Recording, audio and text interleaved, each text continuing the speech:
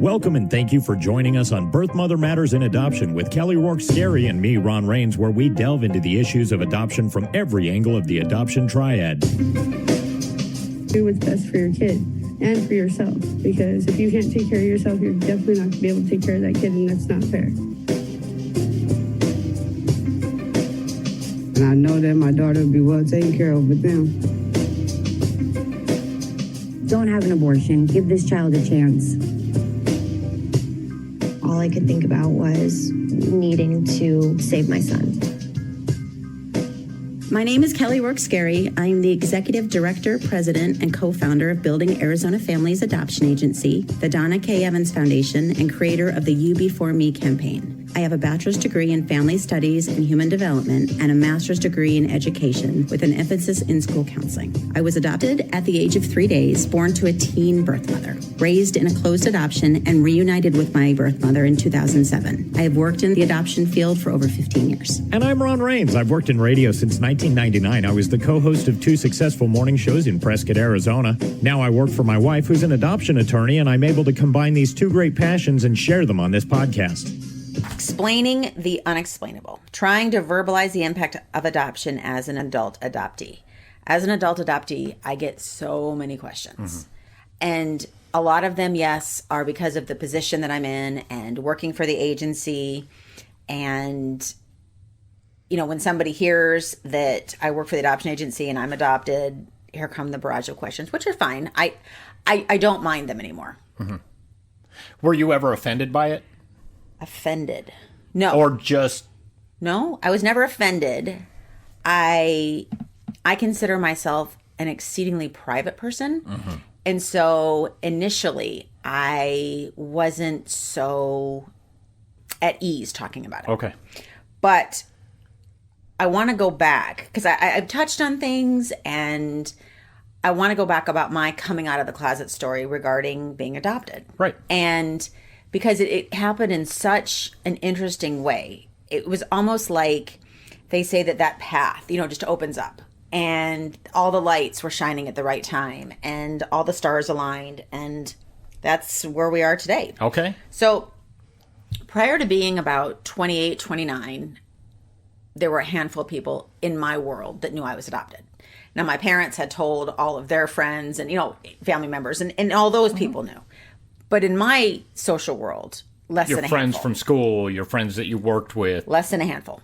And so I really didn't speak about that. And I think that as a society, we're now changing it. And I love how open it's becoming and how accepting people are beginning to be regarding people's choices and lifestyles and so forth. And their life paths that they've been on. And everybody has a different path, right? And in the last 20 years, a lot about adoption changed. Adoptions are definitely going towards more open adoptions rather than closed. And mine was closed. And I don't think that my adoption being closed was a positive thing. I think it would have been much better had it been open. But back then, that wasn't a thing. It just wasn't the way it was done, mainly. No, it wasn't. And I think also with celebrities talking about their adoptions. On the cover of magazines, you're seeing all of the children that they adopted, and they have these beautiful multiracial families. I think it's gorgeous, and I think it's helping uplift people's opinions of adoption and their acceptance levels. And it's educating. And as we've talked about 100 times, education does everything positive for people's viewpoints, opinions. It helps them stereotype less and have less preconceived notions because they're educated. And, you know, adoption nowadays is, you know, integrated into movies and television show and books and plays. And you just have adopted characters. Whereas, you know, back when I was younger, if it was about adoption, that was what the movie was centered around. Right. It was the whole focus. Okay. It wasn't just, you know, a cameo appearance of somebody being adopted, or it was about the adoption. Right. And whereas nowadays you have the show Modern Family, which has a gay couple, but it's not about a gay couple. Right. And it has an adopted daughter for that couple. But it's not about that. It's about the whole group. And that's a great example. It's not just focused about the adoptee or the adoptive family or the birth mom. It's about, they're just interwoven into the fabric of life. Some adult adoptees have, struggled in their skin, and others are fine with it. Everybody interprets being adopted, I think, probably by the way it was approached, taught to them as a child, as the reactions that they've gotten in the past. Now, I've never gotten a negative reaction about being adopted. I've gotten surprised reactions, which I often didn't know how to interpret. Right. Like, I didn't know, are you surprised because that's a bad thing? Or are you surprised because, like, why does that surprise you? So, in other words, in my mind, I'm thinking, like, oh, I'm surprised you're adopted. And I'm thinking, well, why are you surprised? Like, right. What is surprising? What, you thought I would be a different person had I been adopted? Right. Perfect way to say it. Okay. And, like I said. And I think it's more just, oh, I didn't know that about you. More that kind of surprise than... It depends on how you interpret it, but yeah, I think generally. When you're hiding in the closet with your story, and you're sensitive to it, and you open up to one person, and they say, "Oh, that's really surprising," you kind of take it like you don't know how to take it, right? I'm going to run back in the closet and shut the door and lock it. So, yeah, I think that because adoption is more openly spoken about and more of a normality, children now who are adopted are not looked at as the purple person in the room. Right. And I love that. Again, I do too. I couldn't agree more. As a child, I didn't walk into my third grade room and they didn't know I was adopted. Whereas now, it's not, if someone would say, oh yeah, I'm adopted, it's not, people aren't like, oh wow. And they don't, stare at you like you just grew wings on your back and a halo over your head or what have you. Right. Now, so when I look at anything from an outside perspective, I want to know more. So that's why I always ask you questions. It's not like, oh, you're some sort of freak of nature. I just want to know what brought you to this point. Depends on who you ask. Right. I've talked to your kids about you, and you are a freak. No, but I just like hearing different stories that I'm not familiar with. So if I ever cross any lines or make you feel uncomfortable, please let me know and stop me. It's just more absolutely. No, okay, I want to learn. All. Because I think the questions that you have are the same questions that everybody else has. Okay. And we've agreed over and over again on this podcast, we're going to go there. Wherever there is, we're going to go there. And we're going to clear up misconceptions and be honest and talk about adoption truth. Right. And that's important. So, and contrary to popular belief, adoptees are actually people. So right, absolutely. That was a joke, by the way. Yes, it was. So, talking about my coming out of the closet on being adopted, it's something that I want to explore a little bit because everybody is going to have their own story, and this was. My adoption journey started when I was placed for adoption. And then in a lot of ways it halted until this moment because nothing changed. I didn't meet my birth mother. There was no further development with adoption. There wasn't a kumbaya moment or an aha moment until I was in my late 20s. Okay. There was just nothing. And actually it may have even been very early 30s. I'm trying to remember exactly when this occurred. And I was married. I had biological children. I was working as a school counselor. And one of my coworkers was also married and working at the school. And he had children the same age that I did. Okay. And we both had a child in the on-site daycare at the school. And so not only did we work in the front office, but we also had a child in the same classroom. And so we would see each other frequently. And, idle chit-chat around the ice cooler. And he was doing the pleasantries. How was your weekend? And, I was going on and I asked him about his. And he said that he had lunch with his birth mother. And time just froze. Everything stood still. And I remember thinking a million thoughts at that moment. It was as if he told me the sky is forever going to be polka dotted. Like there would have been no differentiation as to how shocked I was. It was literally one of those moments where everything else goes silent and you get tunnel vision and your whole life stops. Now, was it that way because he told you, or because you didn't know he was adopted also, or a It little was of both? everything. Just it the was whole the fact okay. that he so openly spoke that he was obviously Right. adopted. The fact that he had had lunch with his birth mother. Mm-hmm. The fact that he said it as if he just told me that he was chewing Hubba Bubba bubble gum rather of than Wrigley's. right. And it was, monotone. It wasn't anything like, oh, Just I matter had of fact. lunch with my birth mother. It wasn't. It was, it wasn't that. It was. Yeah, I had lunch with my birth mother, and it kept going on, and I remember just thinking, what? Like, you know what I mean? It's almost. It was one of those moments that I will never forget. Right. And he kind of looked at me. I'm sure I had a stunned look on my face, and he probably thought, do I have something in my teeth? Or, because I was blown away. Right. And I asked him, I remember my first statement was, you're adopted. And it was as much of a question as a statement. You're adopted. And he kind of nodded like, yeah. And As if you have two arms. Right. It wasn't, there was no response, no emotion, nothing. It was like the color of his hair. Right.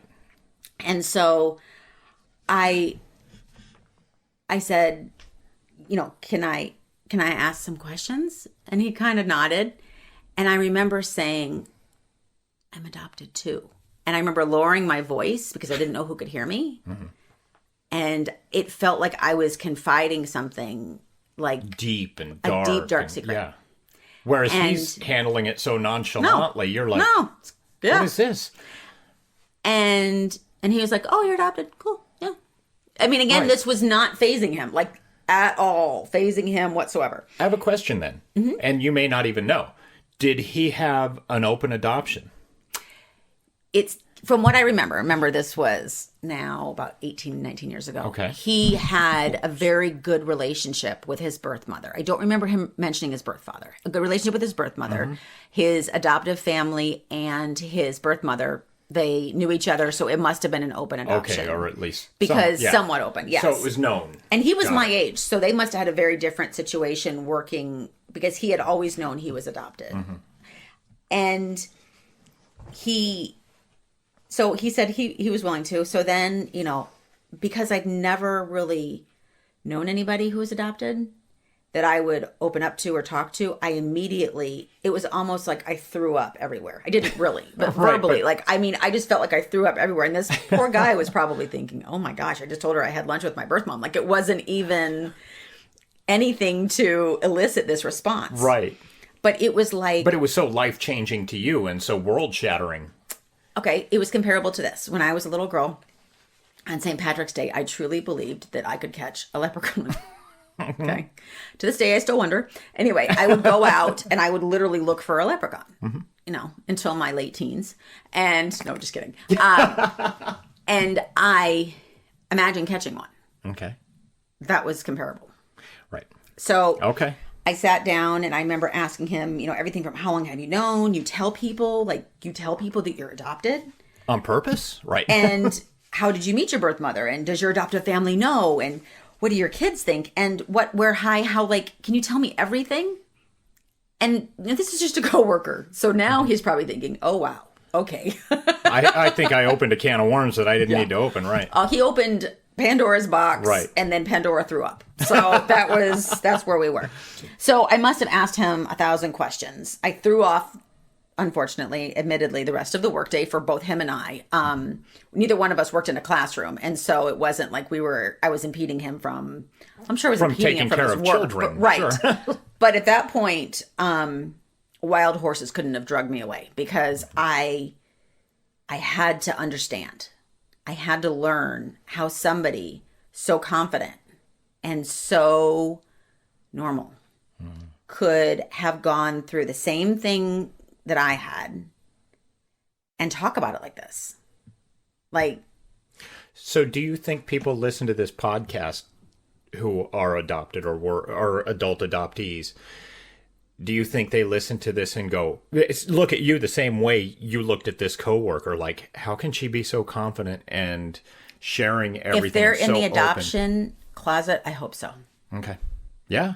I hope so. You could open somebody's world like I hope he so. did for you. And, he was so gallant and nice and patient, because it had to have been obnoxious. I mean, I'm sure, not only did I ask 1,000 questions, but I probably asked them again, because I was trying so hard to not inundate him or bull rush him or make him not want to talk at all. But at the same time, I had never met anybody. It's like, you're a purple person and you walk in and you see a first purple person after almost 30 years and you're like, you're purple. Mm-hmm. And people know you're purple. And you don't care that you're purple. No, you're not covering up your purpleness. So yeah, so in having him help me walk out of the closet and close the door behind me, which is really what he did. Mm-hmm. I started to let the other workers at school know. And of course, this poor man, I probably talked to him about adoption every day until, we no longer worked at the school. Mm-hmm.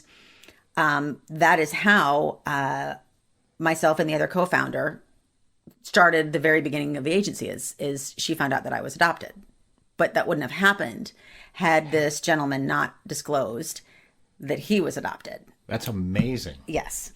And then the other coworker adopted children from Russia and wanted me to help her with some post-placement reports afterwards. Anyway, long story short, the stars aligned. Mm-hmm. I got a little braver every time I said it. I remember thinking, okay, it's like momentum. Like, okay, that person didn't react weird. And so I tell the next person and I can watch their reaction. And then, it was like the purple started to fade. Right. When people find out that I'm adopted or I tell them I'm adopted, mm-hmm. I still get the same questions. How does it feel to be adopted? I wouldn't know. I don't know what it feels like to not be adopted. Right. There's no level of comparison. So I think that's kind of a funny, silly, dumb question. Right. It's like asking anybody anything along those lines. Right. They don't know any different. So. Absolutely. And you can understand that with your sight, as you've talked about before. Yeah. It's the same thing. What's it like to be colorblind? Well, what's it like not to be? What's it like not to be? Yeah, exactly. Do you feel lucky that you were adopted is another question. Mm-hmm. I feel lucky that I was adopted by my adoptive parents and lucky that I reunited with my birth mother. I feel lucky that I had a solid upbringing and a good childhood. Mm-hmm. I don't know if lucky is the right word. Blessed is probably a better one. Right. The other question I get is, why haven't you adopted if adoption's so great? That's the other question that I get. And that to me is kind of funny, actually. I always thought that I would. Mm-hmm. And there isn't a reason that I haven't. I have 4 biological children and 3 stepchildren, and 7 seems like enough. I know the TV show disagrees with us because they say 8 is enough. 8 is enough. Come on. But for us, 7 is enough. Right. Would I ever adopt in the future? Maybe. I mean, it's not, whatever. Who knows? Who knows what the future holds? The stars align? Who knows? But it's not something that I'm looking to do. It's not something that I wouldn't do. Mm-hmm. But I get that question all the time well, why don't you adopt? Well, for the same reason. It isn't my It hasn't path. been in the cards. Right. It hasn't, yes. Another question is, are you angry at your birth mother for placing you for adoption? Of course not. Mm-hmm. She was not in a place that she could parent me the way that she wanted to or provide the life that she wanted me to have. Why would I be angry with somebody who made a selfless choice? Do you think your biological brothers had wished at all that they had been adopted out as well? They have referred to me, with no disrespect to my mom, as the lucky one. Because you got out. Because I had opportunities that they didn't. Mm-hmm. We all loved my mom. Mm-hmm. And I don't think they would have traded a moment of time with her. But the lifestyle that they lived with her was not ideal in comparison with the lifestyle that I lived. Right. Best way to say it. Okay. Another question was your adoptive family upset when you wanted to find your birth mother?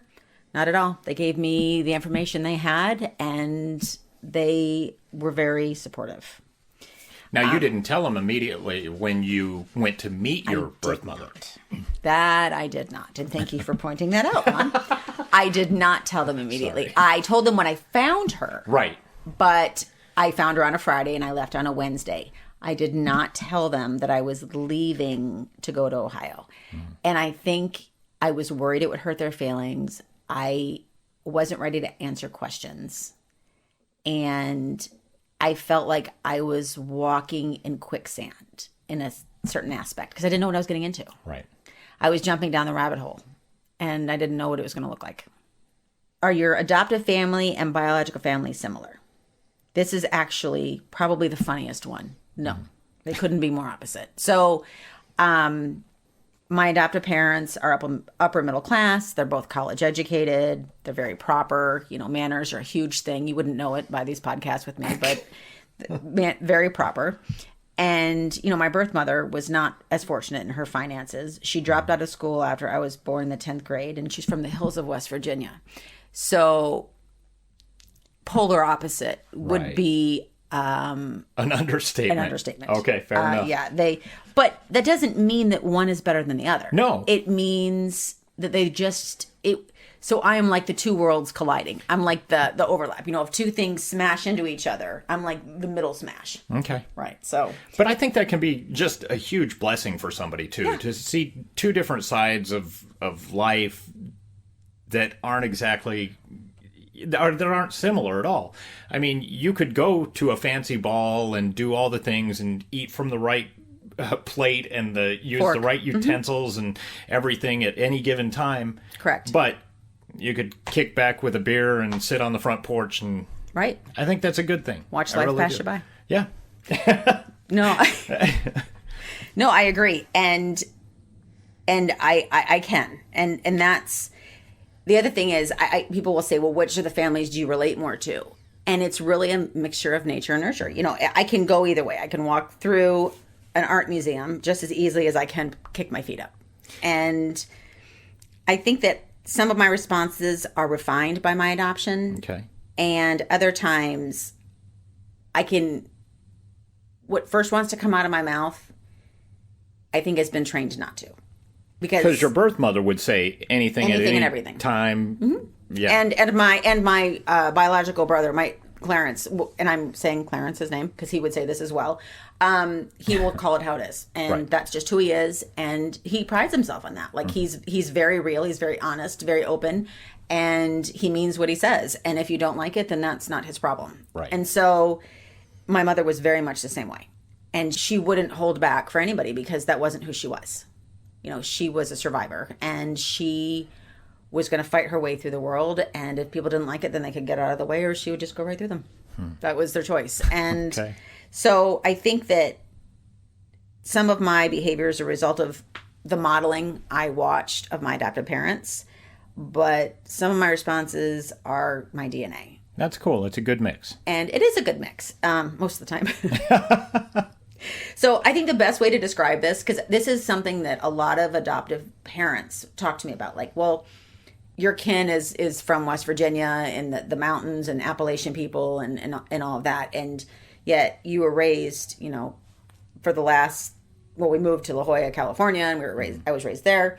And the only analogy I could come up with is sometimes when you're at the zoo and you're looking through the glass at a gorilla and they're looking back at you. It's almost like you make a connection, but when you're adopted and you're trying to decipher which side, it's like you don't know which side of the glass you're really on. And you're thinking, okay, am I a product of this upper echelon upbringing, you know, educated and so forth, or am I on the other side and I'm just a girl that was placed with a family that's really, you know, should be running barefoot through the fields of the mountains in West Virginia. You know what I mean? Like, is that really what this is? And you're lucky you can be both. I can be both. So I think overall, as an adult adoptee, I think we grow and we learn. Our experiences are what shapes us, and viewpoints can change with education, but being adopted doesn't make us special or unique. Just human. We have a pregnancy crisis hotline available 24/7 by phone or text at 623-695-4112, or you can call our toll-free number 1-800-340-9665. We can make an immediate appointment with you to get you to a safe place, provide food and clothing, and started on creating an Arizona adoption plan or give you more information. You can check out our blogs on our website at azpregnancyhelp.com. Thank you for joining us on Birth, Mother Matters, and Adoption, written and produced by Kelly Rourke Scary and edited by me, Ron Rains. If you enjoy this podcast, rate and review us wherever you listen to podcasts. And as always, thanks to Grapes for letting us use their song I Don't Know as our theme song. Join us next time for Birth, Mother Matters, and Adoption. For Kelly Rourke Scary, I'm Ron Rains, and we'll see you then.